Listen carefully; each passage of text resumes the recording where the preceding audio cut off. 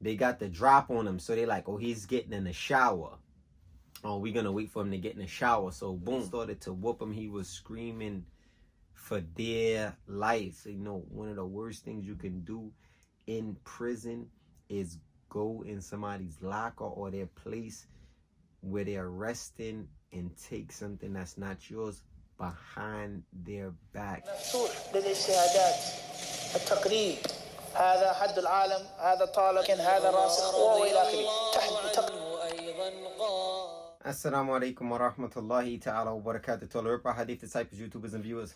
Welcome back to a new video on RipRightHD. And today, as we do prison through my eyes, I've been dropping the videos usually on Tuesdays because I'm finding myself having the best amount of time on Mondays to actually capitalize when it comes to shooting these videos.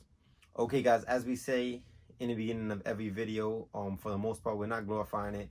We're just going to try to give you some of our experiences so you can actually avoid it. And as we said, whether you've been to prison or you haven't been to prison, or you're doing crime or you're not doing crime, that doesn't mean you won't end up in prison. There's a bunch of innocent people in prison. So here's a story on what to actually stay away from while you're in prison.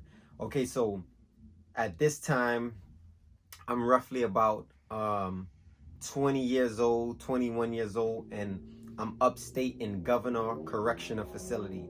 Now, everybody who's been upstate basically knows a little bit about Governor and these different prisons. There's about 77 different prisons in New York State.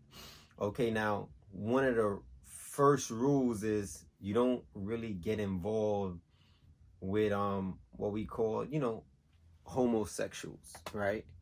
Now, that's major and it's big in the prison, and a lot of people go through a lot of trials and tribulations by, you know, being on a low, especially if you're Muslim or you're blood or you're Crip or you're with a particular car or a gang, and they don't really accept it, but you're doing it on a low, and then they find out, you know, people are getting stabbed up, ran out to jail. It's a bunch of different scenarios.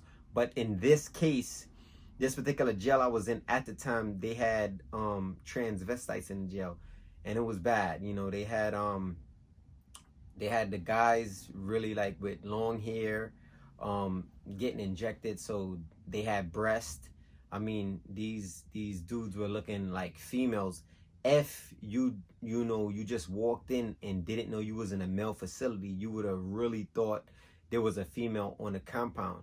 So it was serious. So it was a lot of guys like coming out, you know, on the low, trying to do one and two things. So it was kind of bad. So one of the things you definitely want to stay away from while you're in jail is dealing with those type of situations and individuals, especially if you're in a car where it doesn't condone it, because then you're actually going to get hurt really bad. So in this situation, there was one guy, he was messing with the transvestite. Obviously this was his boyfriend, and I guess he didn't have enough money, and he kind of like wanted to get him a gift. So it was like a bunch of things going on in our house at the time.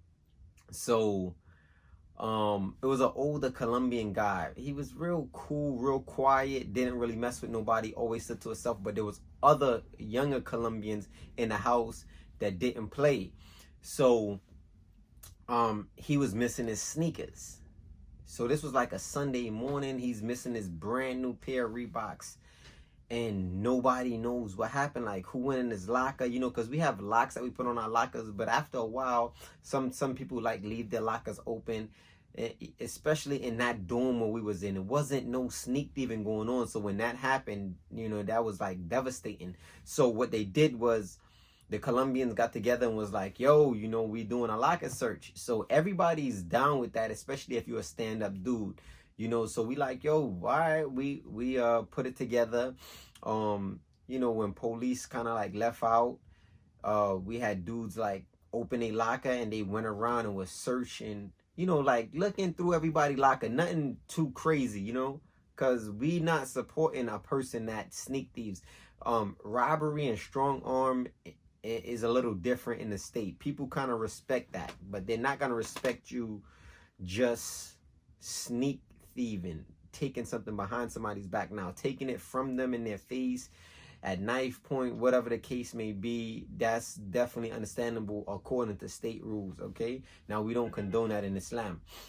However, so word got out a little later on in that day. They found out that it was the guy that stole it. They was like, yo, it was there last night.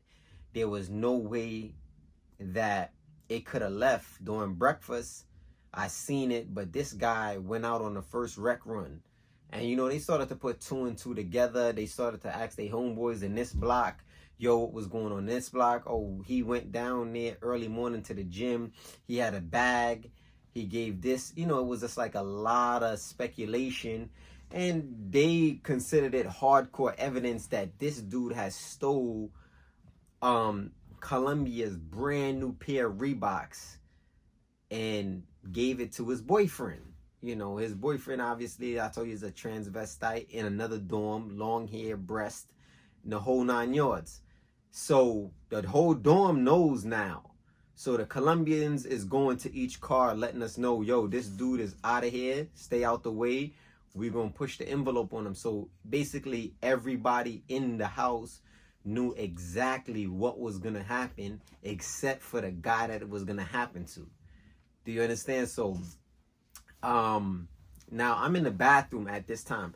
Now, this is a medium, Governor, and most of the medium facilities are all set up the same. Like, there's the shower area with like 8 or 6 shower heads, and then you can walk around, and then there's a bathroom area with like 8 or 6 stalls, and then the sinks, you know.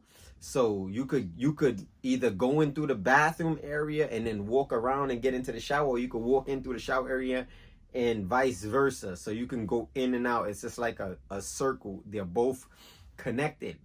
So at this time of the night, the guy that they said stole the sneakers to give to his boyfriend, they got the drop on him. So they're like, oh, he's getting in the shower. Oh, we're gonna wait for him to get in the shower. So boom, he gets in the shower. So I'm in the bathroom. I believe I was either just finished using the bathroom, washing my hands, making wudu. And 2 of the Colombians kind of like went in on him. So, you know, they put their gloves on and they kind of got him like right out the shower. Once he put like his towel on and things like that. So they started to whoop him. He was screaming for their life, screaming. So mind you, I'm on this side of the shower, the bathroom, and he's on this side of the shower. So while they're killing him, he's screaming. I don't know how he got out. I just hear. So he came running around the bathroom area and shoots past me. Now, when he shoots past me, he has to make a left to get to the police. But there's a door, so you have to open that door and get into the dorm area, obviously, where we sleep at, where the lockers is, where he was doing the locker searches at. So he gets through there. I guess the Colombians shoot out the bathroom. They run into the day room. You know, do they 1-2? So I'm like, yeah, they got him. Yeah, you know, if he did that, he deserved that for sneak thieving. So I hear people in the day room like, oh, what the hell? You know, a big commotion because there's 2 day rooms. There's one big day room right there where you could watch the sports TV, and then there's another day room that's kind of like closed off with glass, but you can also see outside of it. You understand what I'm saying? So I came out the bathroom now with my little stuff, 𝗥𝗚𝗏 bottle and everything to see what's going on, and I see a trail of feces. And it's not like diarrhea, or it was like feces. Like if somebody stopped in this area and let one out, then walked, you know, like a dog just stopping, and I couldn't even understand it. It was crazy. They literally beat the joint out of him. And my thing is this: he's running out the bathroom. So how loose is your situation that while you're running, it's dropping. I mean, trails all the way to the door till he went through the door. It was disgusting. It was like the smell, it was disturbing. And then, you know, a house gang had to come after that, clean that up. You know what I'm saying? Bleach, disinfected, basically got him out the house, and the dudes that actually did it didn't get caught. He didn't tell. And that was like the end of that whole scenario. But that was like the talk of the jail for a minute. You know, Deucey, I'm gonna beat the ish out of you. Like, literally, that's what happened to him. And my thing is this, guys, if you go to jail, you want to download whatever the situation is, and you with a particular car. If you with the Muslims, you know the Muslims is not rocking that.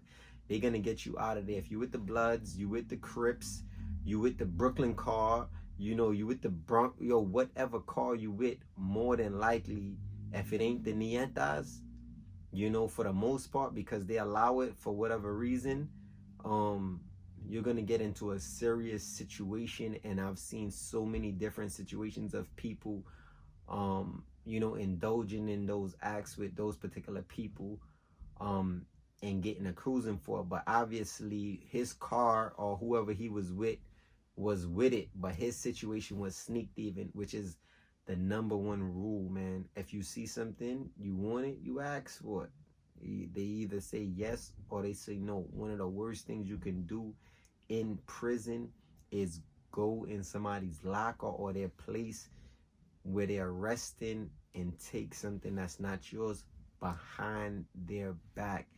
That'll get you killed in prison. Okay, guys, I hope y'all benefited from this particular story, man. It was crazy. I had nothing to do with it. I wasn't involved. I just was a witness to that whole joint, and it was a mess. Stay tuned, stay ripped. 6-pack, big bag.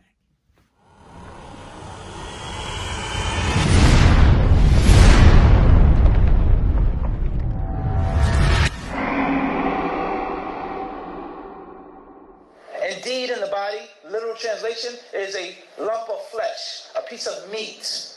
إِذَا صَلَحَتْ صَلَحَ الْجَسَدُ كُلُّهُ. And when that lump of flesh